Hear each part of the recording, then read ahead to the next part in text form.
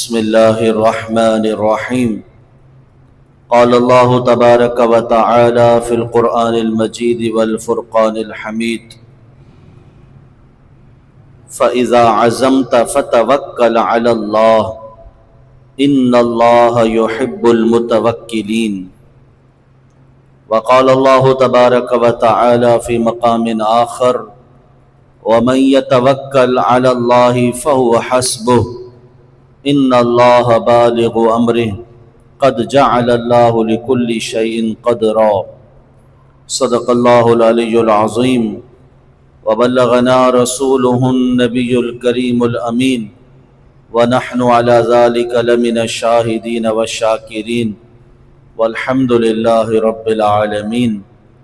مل کر شوق اور محبت سے ایک مرتبہ مدینے کے تاجدار دو عالم کے مختار باذن پروردگار جناب احمد مجتبی محمد مصطفیٰ صلی اللہ علیہ وآلہ وسلم کے دربار میں درود و سلام کا نذرانہ پیش کیجیے. اللہم صلی وسلم وبارک علی حبیبنا محمد وعلی آلہ واصحابہ اجمعین. صلاۃ و سلاما علیک یا سیدی یا رسول اللہ. اللہ جل جلالہ کی حمد و ثنا اور اس کے پیارے حبیب صلی اللہ تعالی علیہ وآلہ وسلم پر درود و سلام کے بعد قرآن مجید فرقان حمید کے دو مقام سے آیات کے حصے میں نے آپ کے سامنے تلاوت کیے ہیں. اللہ کریم ہمیں ان آیتوں سے حاصل ہونے والے فوائد پر عمل کی توفیق نصیب فرمائے. ہر انسان اپنی زندگی میں کامیاب ہونا چاہتا ہے. بحیثیت مسلمان ایک مسلمان کی کامیابی تین چیزوں میں منحصر ہے. ویسے تو ہر ایک نے کامیابی کے معیار اپنے مختلف رکھے ہیں. کسی کی کامیابی اس کی نظر کے مطابق کسی شے میں ہے تو کسی کی کامیابی وہ کسی اپنے ذہن اور اپنی سوچ کے مطابق کسی کام میں سمجھتا ہے. لیکن بحیثیت مسلمان ہمیں کامیاب ہونے کے لیے کن چیزوں کی ضرورت ہے کہ انسان اللہ تبارک و تعالیٰ کی رضا مندی بھی حاصل کرے اور اس کی دنیا بھی کامیاب ہو جائے. تو میں یہ سمجھتا ہوں کہ تین چیزیں ایسی ہیں کہ انسان کی کامیابی چاہے وہ دنیا سے تعلق رکھتی ہو یا آخرت سے تعلق رکھتی ہو وہ تین چیزوں میں منحصر ہے. کیونکہ مسلمان فقط دنیا کی کامیابی کو کامیابی نہیں سمجھتا، وہ دنیا میں اپنی آخرت کو بھی کامیاب بنا لیتا ہے. تو ان میں سب سے پہلی چیز جو ایک کامیاب انسان مسلمان کے لیے ضروری ہے وہ ہے اس کے عقائد و نظریات. ایک مسلمان کا عقیدہ اور نظریہ ویسا ہونا چاہیے جیسا اللہ کے رسول صلی اللہ تعالی علیہ وسلم نے دیا. جس طرح کے عقائد و نظریات صحابہ کرام نے حضور سے لیے، تابعین نے صحابہ سے لیے اور یہ چلتے ہوئے ہم تک پہنچے، تو ہمارے عقائد و نظریات بھی اگر ویسے ہیں تو اس کا مطلب یہ ہے کہ ہم عقیدے اور نظریے کے اعتبار سے کامیاب زندگی گزار رہے ہیں اور صحیح راستے پر چل رہے ہیں. اللہ تبارک و تعالیٰ کے بارے میں ہمارے عقائد کیا ہونے چاہیے؟ نبوت کے بارے میں، رسالت کے بارے میں، برزخ کے بارے میں، مرنے کے بعد دوبارہ زندہ ہونے کے بارے میں، قرآن مجید فرقان حمید کے بارے میں، اسی طریقے سے اولیاء کرام کے بارے میں جتنے بھی عقائد و نظریات ہیں ان کا علم ہم پر سیکھنا فرض ہے، ضروری ہے۔ ہمیں معلوم ہونا چاہیے کہ ان چیزوں سے متعلق ہمارے عقائد کیا ہیں۔ نمبر 2، عقیدے کے بعد پھر باری آتی ہے عمل کی، کہ انسان کامیاب وہ ہے جس نے عقیدہ سیدھا کیا، اس کے بعد اس نے اپنے عمل کو درست کر لیا۔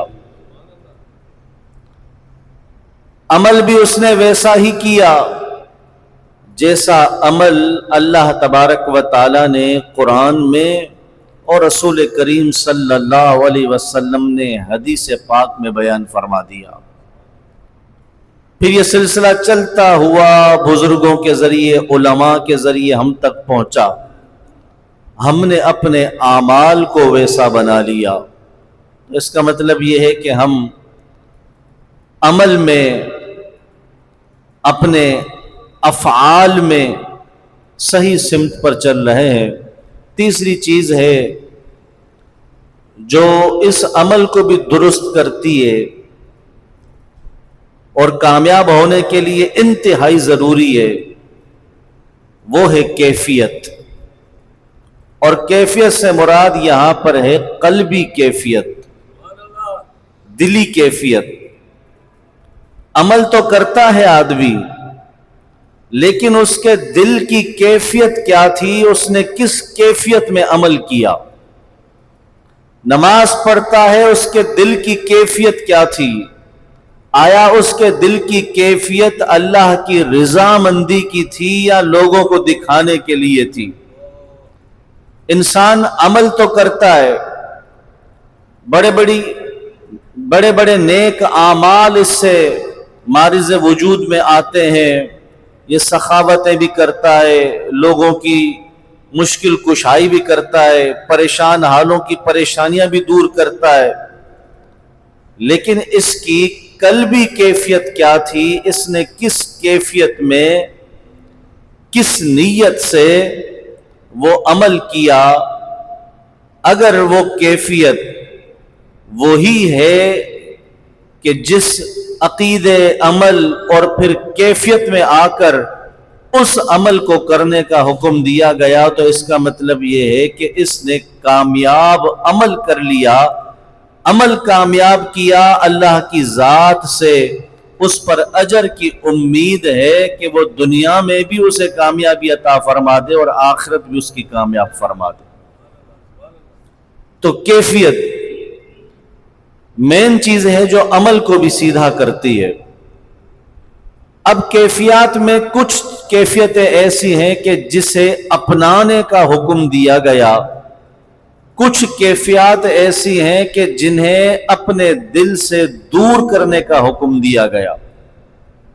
مثال کے طور پر حکم دیا کہ اخلاص کی کیفیت کو اپنانے کی کوشش کرو، یعنی للہیت، اللہ کے لیے کرو۔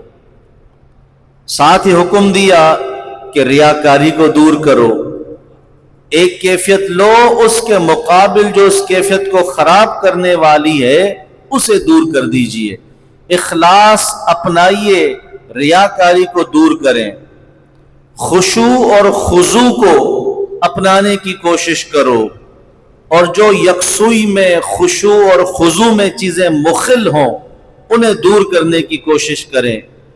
اسی طریقے سے آپ اللہ تبارک و تعالی کی بارگاہ میں مقبول ہونے کی کوشش کریں، اس کیفیت کو اپنائیں، اور حب جاہ، شہرت، اپنی ناموری اور اپنا نام نمود کی جو کیفیات انسان کے دل میں پیدا ہوتی ہے کہ میرا نام ہو، میرا چرچا ہو، میری شہرت ہو، حب جاہ ہو، یہ جو کیفیات ہیں اسے دور کرنے کی کوشش کرو، اور اللہ کی بارگاہ میں اپنا نام پیدا کرنے کی کوشش کرو۔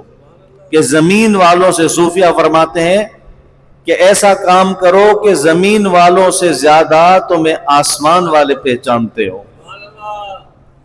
تو یہ کیفیات سے ہوتا ہے، عمل تو وہی ہے، किस कैफियत में आकर किया गया। तो कैफियत से मुताल्लिक कुछ चीजें अर्ज करना चाहता हूं कि हम जो भी काम करते हैं उसमें कैफियत को, कल्बी कैफियत को बदल दें, वो अमल सिर्फ दुनिया का अमल नहीं रहता बल्कि आखिरत का जखीरा बन जाता है, आखिरत के लिए जरिया नजात बन जाता है। बज़ाहिर दुनिया ही है, बज़ाहिर इसी दुनिया से ताल्लुक रखने वाला काम है, लेकिन आप उसमें कैफियत बदल देते हैं, अल्लाह तबारक व ताला उस पर भी अजर अता फरमा देता है। अब रिज़्क़ हलाल तो हर आदमी कोशिश कर रहा है ना, लेकिन आप कैफियत बदल दें कि मैं इसलिए नहीं कमा रहा कि मेरा नाम हो, लोग मुझे देखकर कहें कि जनाब क्या सेठ आदमी है, कैसा इसका घर है, कैसे इसकी गाड़ी है, कैसा इसका रहन सहन है, मुझसे मुतासिर हो, मेरे आगे पीछे घूमे। ये कैफियत खराब है, गंदी है, जो इंसान के दिल में पैदा हो जाए, हुब्बे जा, शोहरत, अपने आप को दूसरों की नजर में बड़ा दिखाना, ये हट जाए और आदमी मेहनत करे, मजदूरी करे, कोशिश करे इसलिए कि या अल्लाह मैं दुनिया की मोहताजी से बच जाऊं, या अल्लाह इसलिए कि जो मुझ पर हुकूक है वो एहसन अंदाज में पूरे हो जाए, और या अल्लाह इसलिए कि जो तेरे कमजोर और नातवा इंसान है, मखलूक है, मैं उनकी खिदमत करने वाला बन जाऊं। तो आपका इन कामों में मशगूल रहना कैफियत बदलने की वजह से ये भी इबादत बन जाता है। आपने देखा नोट पे लिखा होता है कि रिज़्क़ हलाल ऐन इबादत, तलब रिज़्क़ हलाल ऐन इबादत है। तो तलब रिज़्क़ हलाल की इबादत में तो हर आदमी मशगूल है, कहीं ऐसा ना हो कि इस इबादत के चक्कर में और इबादतें हम छोड़ने वाले बन जाएं। तो इंसान को अपने मतलब की इबादतें याद रहती हैं, इंसान को अपने मतलब की सुन्नतें याद रहेंगी। सबको मालूम होगा, जिससे पूछ लो, हर आदमी निकाह की ख्वाहिश रखता है, शादी करना, क्यों? सुन्नत है। जिससे पूछो कहेगा निकाह मेरे नबी की सुन्नत है, अन निकाह मिन सुन्नती। हदीस जब हम निकाह पढ़ाते हैं और मैं ये खुतबा पढ़ते हुए ये हदीस पढ़ता हूं तो तकरीबन बैठे हुए लोग गर्दन हिलाते हैं, अन निकाह मिन सुन्नती, तो गर्दन हिलती है। मालूम होता है कि ये हदीस बैठे हुए मजमे में हर एक को याद है, लेकिन उस निकाह पर ये मतलब की हदीस थी, याद हो गई। उस निकाह के बाद बीवी के हुकूक क्या हैं, मेरे हुकूक उस पर क्या है। इसी तरीके से निकाह के बाद एक मामला जो कुरान और हदीस ने बयान किया, अगर सही तरीके से जिंदगी नहीं चल रही तो अल्लाह तबारक व ताला ने एक रास्ता तलाक का रखा है। अपने आप को अजियत में ना रखें, एक रास्ता अल्लाह ने, अगरचे हलाल चीजों में सबसे ज्यादा नापसंदीदा तलाक है, होनी नहीं चाहिए। इंसान को गुजारा करना चाहिए, इंसान को कोशिश करनी चाहिए कि रिश्ता चले, लेकिन नहीं चल रहा हर कोशिश के बावजूद, तो फिर एक रास्ता तलाक का भी है। वो कौन से मकाम है कि जहां पर आकर तलाक देना फर्ज और वाजिब हो जाता है? वो कौन से मकामात है कि जहां तलाक देना नाजायज और गुनाह है? तलाक की अकसाम कितनी है? इसी तरीके से निकाह करना मुझ पर फर्ज है, वाजिब है, सुन्नत है। हर मर्तबा निकाह सुन्नत नहीं है, कभी फर्ज और वाजिब भी हो जाता है, कभी सुन्नत भी होता है, और कभी निकाह हराम, कभी मकरूह भी होता है कि मेरे लिए करना जायज भी है या नहीं है। सिर्फ इस हदीस पर इसलिए हमने इसको याद रखा कि हमारी ख्वाहिश से ताल्लुक रखती है, तो हम दीन को भी माजरत के साथ अपनी ख्वाहिशात के मुताबिक लेते हैं। जो मेरे मतलब की बात है वो ले ली, जो मतलब की नहीं उसे छोड़ दिया। अल्लाह तबारक व ताला कुरान में फरमाता, या अय्युहल्लज़ीना आमनु दुखुलू फिस्सिल्मि काफ़ा, ए ईमान वालो इस्लाम में पूरे पूरे दाखिल हो जाओ। اپنے مطلب تئیں داخل نہ ہو، پورے داخل ہو جاؤ۔ تو عقیدہ وہ لو جو اللہ کے رسول نے، صحابہ نے دیا، بزرگوں سے چلتا ہوا ہم تک آیا۔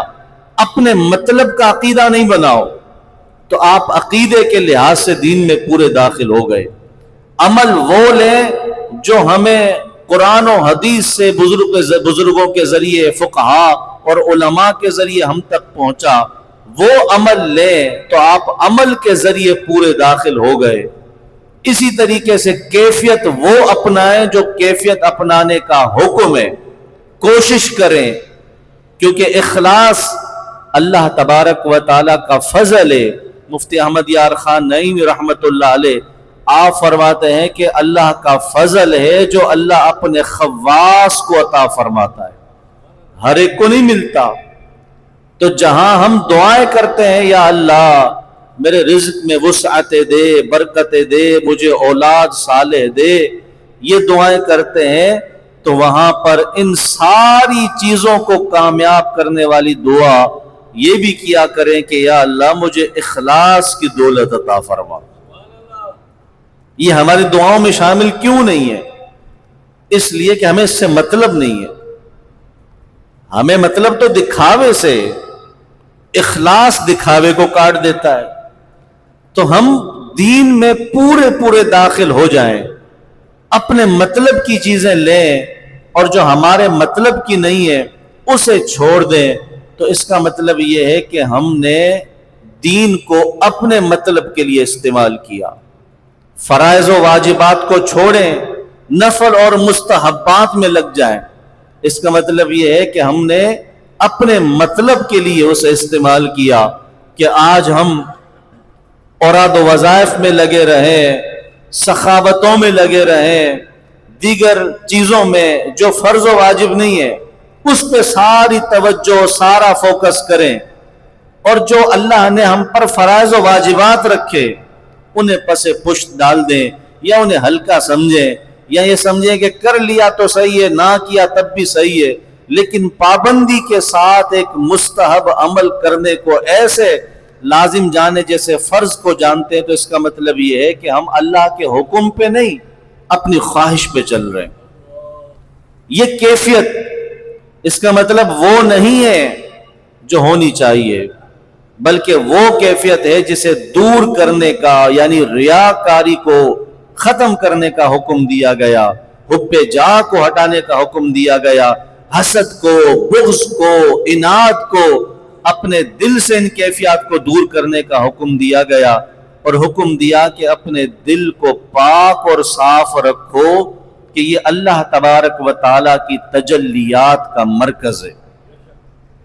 میرے آقا صلی اللہ علیہ وسلم نے حدیث پاک میں ارشاد فرمایا، حدیث پاک الا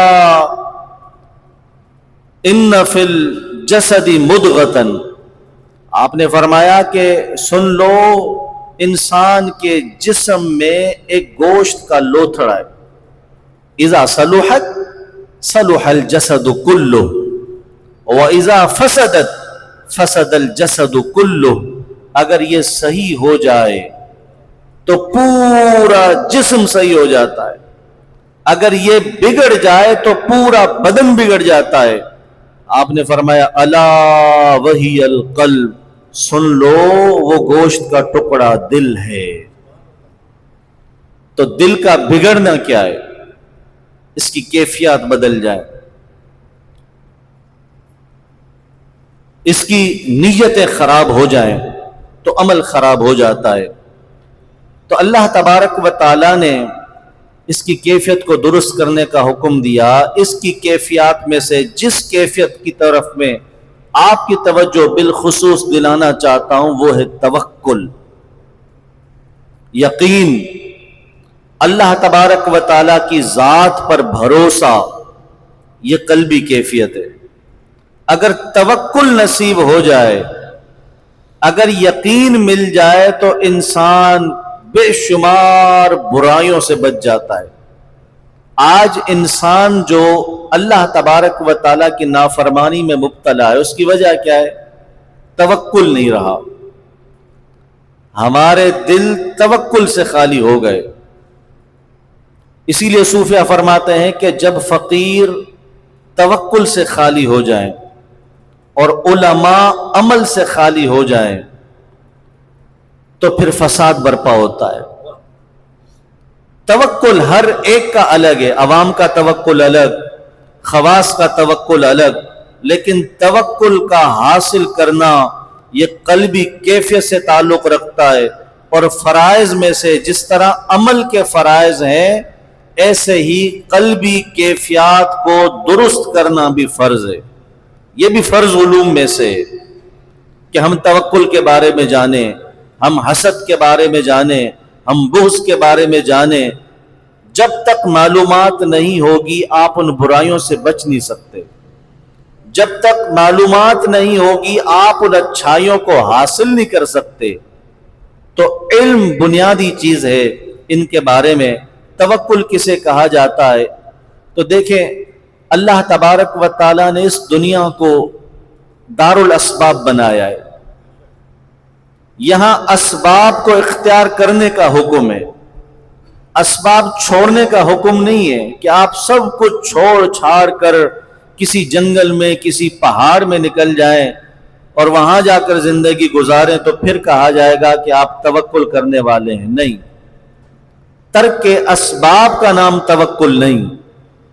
اسباب اختیار کریں لیکن نظر مسبب الاسباب پر رکھیں، یہ توکل ہے. سبب میں نہ پھنسے. جیسے ایک کسان ہے، وہ بیج بوتا ہے، پھر پہلے زمین کو بناتا ہے، پھر بیج ڈالتا ہے، پھر پانی دیتا ہے، پھر کہتا ہے کہ یا اللہ اس دار الاسباب میں جو رزق کا سبب تھا وہ میں نے اختیار کر لیا، لیکن رزق دینے والی ذات تیری ہے، تو ہی رزاق ہے، تو مجھے رزق عطا فرما. اسی طریقے سے ایک آدمی بیمار ہوتا ہے، اب توکل کر کے بیٹھے کہ میں نے علاج نہیں کروانا، یہ توکل نہیں. عوام کا یہ توکل نہیں ہے. ہم چونکہ عوامی طبقے سے تعلق رکھتے ہیں تو اگر ہم اس توکل پہ جائیں گے جو خواص کا ہے تو ہم پریشان ہو جائیں گے. انسان اپنے مقام میں رہتے ہوئے چیزوں کو کرے. اللہ ہمیں ان میں داخل فرمائے، پھر ویسا توکل بھی عطا فرمائے. تو ایک آدمی بیمار ہے مثال کے طور پر اور وہ دوائی لیتا ہے. اب وہ کہتا ہے یہی دوائی مجھے شفا دے گی، اسی سے میں صحیح ہوں گا. تو اس کا مطلب یہ ہے کہ یہ سبب میں پھنس گیا. لیکن کہتا ہے دوائی تو میں نے بطور سبب اختیار کیا، مسبب الاسباب تیری ذات ہے یا اللہ، شفا اس دوا میں نہیں ہے، شفا تیرے اذن سے ہے، تو مجھے شفا عطا فرما. تو اس نے سبب کو بھی اختیار کیا اور پھر اللہ تبارک و تعالی کو مسبب الاسباب بھی جانا تو اللہ کریم نے اسے توکل نصیب کر دیا. اسی طریقے سے وطائے فقیر کا ایک واقعہ ملتا ہے. ایک فقیر آدمی تھے، یہ بڑے احسن انداز میں سمجھا دیتے تھے. یہ کہتے ہیں ایک آدمی ایک بیر کے نیچے لیٹ گیا. اس نے کہا کہ آج میں اللہ پہ بھروسہ کرتا ہوں یہاں سے بیر ٹوٹے گا اور میرے منہ میں آئے گا تو میں کھاؤں گا، ورنہ خود توڑ کے نہیں کھاؤں گا. اسے کہتے ہیں ہڈ حرامی، اسے کہتے ہیں کاہل الوجودی، اسے توکل نہیں کہتے. اب وہ لیٹا، اس کے بعد بیر گرا اور اس کے منہ کے آس پاس سینے پر یا ذرا منہ کے قریب گر گیا. اب یہ اٹھا کے نہیں کھا رہا، پڑا رہا، بھوک کی شدت ہوئی. تو کوئی آدمی، وہ وطائے فقیر رحمت اللہ علیہ تھے، وہ پاس سے گزرے تو اس آدمی نے دیکھا کہ اب میں نے یہ وعدہ کیا ہے کہ خود اٹھا کر نہیں کھاؤں گا، اب کوئی ذریعہ بن جائے کہ یہ خود تو گر نہیں رہا منہ میں، کوئی اٹھا کر ہی میرے منہ میں ڈال دے. تو اس نے گزرنے والے کی توجہ اپنی طرف کرنے کے لیے اس طرح کھانسنے کی آواز پیدا کی. تو وطائے فقیر نے اسے دیکھا، اور اس سے پوچھا کیا ہوا، تو اس نے اشارہ کیا کہ بیر اٹھا کے میرے منہ میں ڈال. تو انہوں نے بیر اٹھا کے اس کے منہ میں ڈالا اور اس سے کہا کہ اللہ رزق دیتا ہے مگر کھانسنا پڑتا ہے. تو کھانسنا تمہیں ہی پڑے گا، سبب اختیار کرنا پڑے گا کہ آپ دار الاسباب میں ہیں، اسباب سے خالی نہیں ہے. ایک صحابی نبی کریم صلی اللہ علیہ وسلم کی بارگاہ میں آئے. اب اسی بات کو حدیث پاک سے ملاحظہ فرمائیے. حضور کے بارگاہ میں آئے اور آ کر عرض کی. سیدنا انس بن مالک اس حدیث کو بیان کرتے ہیں. آ کے عرض کی یا رسول اللہ صلی اللہ علیہ وسلم اعقلوها واتوکلوا او اطلقوها واتوکلوا. یا رسول اللہ میں جس اونٹنی پر آیا ہوں اسے باندھوں دروازے کے باہر اور پھر توکل کروں، یا اسے کھلا چھوڑ دوں اور توکل کروں کہ میں نے اللہ کے بھروسے پر چھوڑ دیا، اب مجھے اللہ پر یقین ہے میری اونٹنی کہیں نہیں جائے گی. میرے آقا صلی اللہ تعالی علیہ وسلم نے ارشاد فرمایا اعقلها وتوکل، پہلے اسے باندھ پھر اللہ پہ بھروسہ کر. یہاں تو باندھنے کے بعد بھی چلی جاتی ہیں. کتنی بائکیں یہاں پر ہماری مسجد کے باہر سے، اور یہ روڈ ہے، کتنی چوری ہوئی. پچھلے دنوں ہماری مسجد کے خادم صاحب کی چوری ہو گئی، تالا بھی لگا ہوا تھا، ان کی بائک چوری ہو گئی. مؤذن صاحب کی بائک چوری ہوئی، اور کتنے نمازیوں کی مہنگی مہنگی گاڑیاں چلی گئی. تو باندھنے کے بعد بھی چلی جاتی ہے. آپ نے فرمایا پہلے باندھ پھر توکل کر، کہ باندھنے سے ہوگا وہی جو تقدیر میں ہے. باندھنے سے کم از کم تیرا دل اطمینان میں رہے گا کہ میں باندھ کر آیا ہوں، لوک کر کے آیا ہوں، اب کہیں نہیں جانے والی، اور تو اطمینان کے ساتھ اپنا کام پورا کر لے گا. باقی ہوگا وہی جو تقدیر میں ہے. اس لیے کہ والقدر خیرہ وشرہ من اللہ تعالی، اچھی اور بری تقدیر سب اللہ کی طرف سے، یہ ہمارا عقیدہ ہے. اور اس عقیدے پر جب ہمیں کامل یقین حاصل ہو جائے تو ہم اطمینان میں آ جائیں. اتنا کمال درجے کا یہ عقیدہ ہے. تو سرکار نے فرمایا پہلے باندھ پھر توکل کر. اسی طرح اگر ہم اس سے بڑھ کر خواص کا توکل دیکھتے ہیں تو انہوں نے اسباب کو بھی ترک کیا اور پھر اللہ تبارک و تعالیٰ کا پر بھروسہ کیا. جو اللہ پہ یقین کرتا ہے اللہ اس سے نامراد نہیں فرماتا، اس سے نا امید نہیں فرماتا. آج اگر ہمارے ساتھ کوئی یقین کی کیفیت پیدا کرے، ہم کوشش کرتے ہیں کہ اس کا یقین نہ ٹوٹے، تو اللہ تبارک و تعالیٰ کی ذات تو اس سے زیادہ حیا والی ہے. اللہ کریم تو اس سے زیادہ مہربان ہے. لیکن بات یہ ہے کہ ہم یقین نہیں کرتے، ہم تذبذب میں ہوتے ہیں، ہمیں کامل یقین حاصل ہی نہیں ہوتا. اگر کامل یقین حاصل ہو جائے تو بندہ اطمینان کی زندگی گزارے. اگر کامل یقین حاصل کرنا ہے تو یقین والوں کی سیرت کا مطالعہ کیجیے، انہیں دیکھیے، انہیں پڑھیے. میرے آقا سیدنا علی المرتضی شیر خدا کرم اللہ تعالی وجہ الکریم، امام زین العابدین رضی اللہ تعالی عنہ کے شہزادے سیدنا امام باقر اس روایت کو بیان کرتے ہیں. آپ فرماتے ہیں کہ ایک مرتبہ امیر المؤمنین حضرت علی المرتضی شیر خدا ایک دیوار کے سائے میں بیٹھے تھے اور کسی فیصلے کے لیے. دیوار بڑی خستہ حالت میں تھی، گرنے کے قریب تھی، جھکی ہوئی تھی. کسی نے آپ سے کہا کہ اے امیر المؤمنین اٹھ جائیے، یہ دیوار گر جائے گی، بالکل گرنے والی ہے، یہ اٹھ جائیے یہاں سے. آپ نے فرمایا امضی کفا باللہ حارسا. آپ نے فرمایا تو اپنی بات جاری رکھ، اللہ بہترین حفاظت کرنے والا ہے. پورا فیصلہ کیا، پوری بات سنی. حدیث پاک میں آتا ہے کہ جب آپ وہاں سے کھڑے ہوئے، فقضا بینہما، ان دونوں کے درمیان فیصلہ کر دیا، وقام، پھر کھڑے ہوئے، ثم سقط الجدار، اس کے بعد دیوار گری۔ جب اللہ پہ بھروسہ کامل ہو تو پھر نتیجے ایسے نکلتے ہیں، تذبذب نہیں، شک نہیں، پھر یقین کامل نہیں ہوتا تو نتیجہ بھی کامل نہیں آتا۔ اگر کامل یقین کا نتیجہ دیکھنا ہے تو پھر مولا کائنات کی سیرت کو دیکھیے۔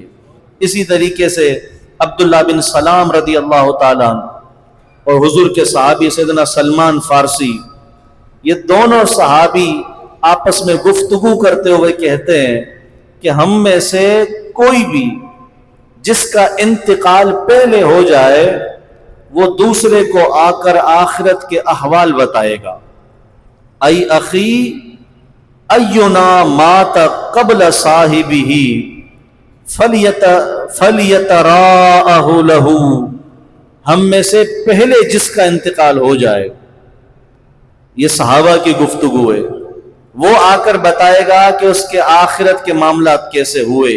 تقدیر الہی سے سیدنا سلمان فارسی کا وصال پہلے ہو گیا، کچھ ٹائم گزرا تو آپ حضرت عبداللہ بن سلام کے خواب میں آتے ہیں۔ سلام اور دعا کے بعد انہوں نے پوچھا کیف وجدت منزلک، اے میرے بھائی آپ کی منزل کیسی ہوئی، آپ نے کیسے منزل کو پایا، آخرت کی منزل آپ کو کیسی لگی؟ تو سیدنا سلمان فارسی نے جواب دیا خیرن، یعنی بڑی بہتر، دنیا سے کئی گنا بہتر پایا، آخرت میں کامیاب ہو گیا۔ پھر آپ نے عبداللہ بن سلام کو، صحابی کو وصیت کرتے ہوئے 3 مرتبہ یہ جملہ ارشاد فرمایا علیک بالتوکل فنعم الشیء التوکل، فرمایا علیک بالتوکل، عبداللہ تجھ پہ توکل اور بھروسہ لازم ہے۔ توکل کتنی بہترین چیز ہے، توکل کتنی بہترین چیز ہے۔ آج سفر المظفر کے حوالے سے دیکھیں، 2 تاریخ ہے، سفر مظفر کے حوالے سے بڑے توہمات، دنوں کو منحوس سمجھنا، مہینوں کو منحوس سمجھنا، اس دن میں یہ ہو جائے گا، اس مہینے میں یہ ہو جائے گا۔ تو اللہ تبارک و تعالیٰ نے دنوں میں، مہینوں میں، وقت میں، ستاروں میں، ان سب چیزوں میں تاثیر رکھی ہے، اس کا انکار نہیں۔ اچھی تاثیریں بھی ہیں، بری تاثیریں بھی ہیں، لیکن کرنے والی ذات اللہ تبارک و تعالیٰ کی ہے، اس پر یقین ہو جائے تو یہ توکل ہے۔ پھر آپ کو پریشانی نہیں ہوگی کہ سفر المظفر میں سفر نہیں کرنا چاہیے، کاروبار شروع نہیں کرنا چاہیے، شادی نہیں کرنی چاہیے۔ کیوں؟ سفر بذات خود کچھ کرنے والا نہیں، بلکہ والقدر خیرہ و شرہ من اللہ تعالی، اچھی اور بری تقدیر سب اللہ کی طرف سے۔ جب یہ بندے کو یقین پیدا ہو جاتا ہے، یقین پیدا ہو جاتا ہے تو پھر اس کی منزل آسان ہو جاتی ہے۔ مولا کائنات سفر پہ تھے، کسی جنگ کی طرف جا رہے تھے، آپ کے ساتھی بھی تھے، تو ان ساتھیوں کا گزر ایک نجومی کے پاس سے ہوا۔ اس نے پوچھا کہاں جا رہے ہو؟ کہا جنگ کے لیے۔ اس نے حساب لگایا، کہا یہ وقت تمہاری جنگ کے لیے مناسب نہیں ہے، جاؤ گے تو شکست کھا کر آؤ گے۔ تو ان ساتھیوں نے کہا کہ تو جانتا نہیں ہے کہ ہم کس کے ساتھی ہیں، ہمارا سپہ سالار کون ہے؟ ہمارا سپہ سالار مولا کائنات علی المرتضی شیر خدا ہے۔ وہ جس طرف جاتے ہیں تو ستارے بھی ان کی موافقت میں آ جاتے ہیں، تو نجوم سے حساب لگا رہا ہے۔ اتنی بات ہوئی، مولا کائنات گزرے، آپ کے ساتھی آپ کے پیچھے گزرے، اس نجومی نے دوبارہ حساب لگایا تو جو ستارے ان کی مخالفت بتا رہے تھے وہ ان کی موافقت بتانے لگے۔ یہ توکل ہے، یہ یقین ہے۔ جب بندہ اللہ تبارک و تعالیٰ پر یقین کر لیتا ہے، اللہ کریم اس کی منزل کو آسان فرما دیتا ہے۔ اسی طرح کا واقعہ شیخ امام ابو الحسن شاذلی رحمت اللہ تعالی علیہ کا بھی ملتا ہے کہ آپ کو حکم ہوا کہ آپ سفر پہ روانہ ہو، اور سفر کون سا؟ حج کا، حج کے سفر پہ روانہ ہو، سارے عازمین حج روانہ ہو چکے ہیں، آپ کو حکم ہوا، جب آپ نے مریدین سے کہا کہ جہاز کا انتظام کرو تو ایک ہی جہاز تھا اور وہ عیسائی کا تھا، عیسائی کا جہاز تھا۔ اس سے کہا گیا کہ ہمارے شیخ نے یہ کہا ہے، آپ سفر پہ روانہ ہوئے، بیچ سمندر میں مخالف سمت کی ہوائیں چلنا شروع ہو گئی۔ اب مخالف سمت کی ہوا چلے تو جہاز آگے چلنے کے بجائے پیچھے چلنے لگتا ہے، المختصر لنگر ڈال دیے۔ اور جب شیخ ابو الحسن شاذلی رحمۃ اللہ علیہ پریشان ہوئے کہ میں نے تو لوگوں سے یہ کہا ہے کہ مجھے حکم ہوا ہے کہ حج کے لیے آؤ، اب اگر یہی ماحول اور موسم رہا تو واپس جانا پڑے گا، سب کہیں گے کہ ولی بنا پھرتا ہے اور کہتا ہے کہ مجھے حکم ہوا ہے حج کے لیے آنے کا، لیکن اللہ نے ہوا ایسی مخالف چلا دی کہ کعبے کی طرف نہ جا سکے، واپس قاہرہ آنا پڑا۔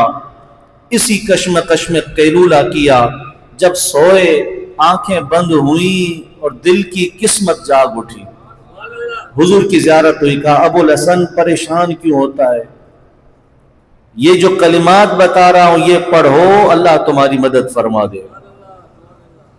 آپ جب بیدار ہوئے تو آپ نے اس پائلٹ سے کہا کہ لنگر اٹھاؤ اور چلو، کہا حضور مخالف ہوا ہے۔ آپ نے کہا آپ اٹھا دیجئے، اس لیے کہ میں جن پہ بھروسہ کرتا ہوں ان کا حکم آ گیا ہے۔ یہ توکل ہے، مخالف ہوا ہے لیکن یقین آقا صلی اللہ علیہ وسلم کی بات پر اتنا ہے کہ آپ نے فرما دیا تو ختم، دوسری رائے ہی نہیں ہے۔ اگرچہ بظاہر ساری چیزیں مخالف ہیں لیکن حضور آپ نے فرما دیا تو مخالف کو موافق کرنے والے بھی آپ ہی ہیں۔ جیسے ہی لنگر اٹھانے کے لیے گئے، ابھی لنگر نہیں اٹھائے تھے، موافق سمت کی ہوا اتنی زور سے چلی کہ رسوں کو کاٹنا پڑا اور آپ روانہ ہوئے مکہ مکرمہ کی طرف، جدہ کی طرف۔ آپ کی یہ کرامت دیکھ کر اسی عیسائی کے 2 بیٹے اسی جہاز پر آپ کے ہاتھ پر توبہ کر کے اسلام میں داخل ہو گئے۔ توکل کی برکت یہ ہے کہ اللہ کافروں کو بھی اسلام کی دولت عطا فرما دیتا ہے۔